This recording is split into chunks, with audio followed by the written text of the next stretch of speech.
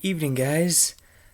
This is definitely later than I wanted to make this video, but I did promise I would make this, and I try to stay a man of my word.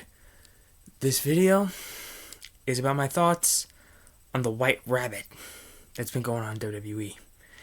Now, before I want to say this, my actual thoughts, I want to give my joke, because while thinking about what to actually do today, make today, how to speak, what to actually think about this, what do I think about this crap that's going on. I had two things pop in my mind: my actual theory on what's going on, and my joking theory of something that just piss people off. My joking theory is this is the return and debut of Paul London and the Rabbit Tribe. Because for any Lucha Underground fans, they are aware that when Paul London debuted in Lucha Underground, he was a part of a trio called the Rabbit Tribe, Saltador and Mala Suerte. But in Season 4, the faction got a return as Mala Suerte and Saltador were sacrificed to the gods after losing a Sacrifice to the Gods match against the monster Matanza Cueto. The Rabbit Tribe was reintroduced as El Bunny, a little guy, a new darker Paul London, and the White Rabbit, Killer Cross. So the joking thing is, this is either the debut of the entire old school Rabbit Tribe, Saltador, Mala Suerte, and Paul London, plus the Bunny, to join Karrion Kross and form a 6-man Rabbit Tribe, or just the debut of a new version of Paul London.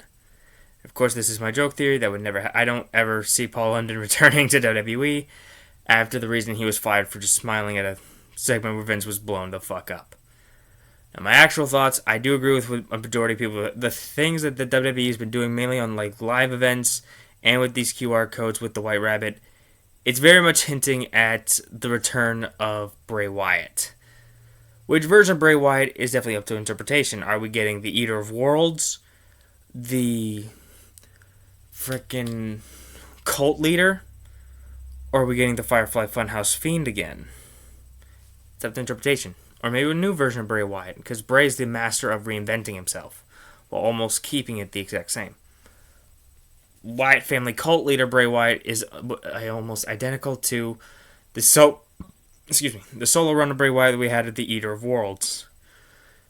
And then there was probably one of his best friends with the Firefly Funhouse, which was all his idea.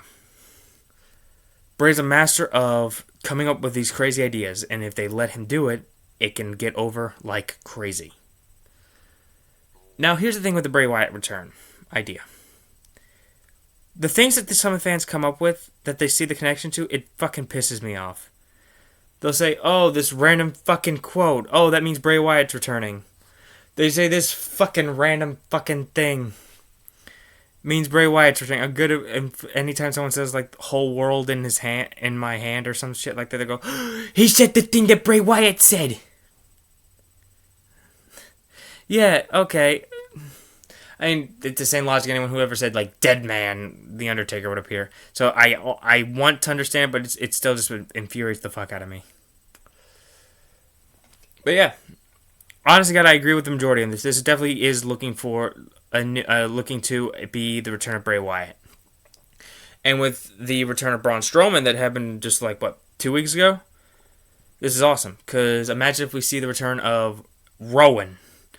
Unlikely, but cool. We could see a new version of the Wyatt family.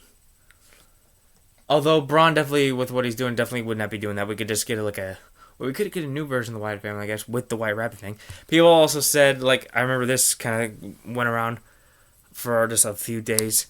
A faction being Bray, Liv, Karrion, Scarlett, and Dexter. That would be awesome, because I remember a few people were thinking Liv Morgan was going to be Sister Abigail.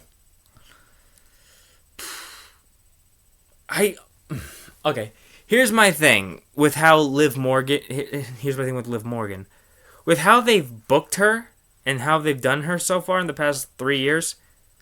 I honest to God think it'd be almost impossible to turn her heel, unless the fans just get fucking stupid and again do what wrestling fans do and turn on her. Wrestling fans are the most fickle people ever.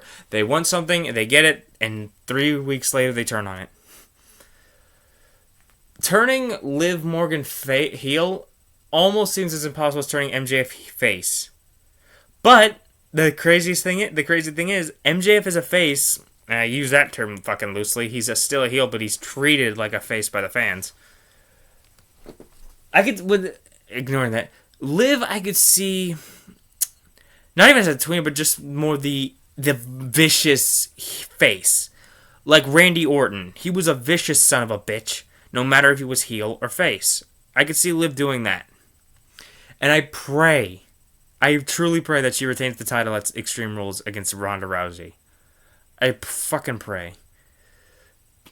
Because nothing against Ronda Rousey, I just want Liv to keep the damn title and to screw you, Charlotte, because I know Charlotte Flair will be the shadow and the darkness of the SmackDown Women's Division and the fucking Raw Women's Division. She'll always be that dark cloud. But it could be better now that Triple H is in charge, since Charlotte might not get the title shot every fucking 5 fucking months. I don't know. Also, with the idea that Sasha Banks and Naomi are returning, I'm good with either one. They were both great competitors, and it was sad to see them go.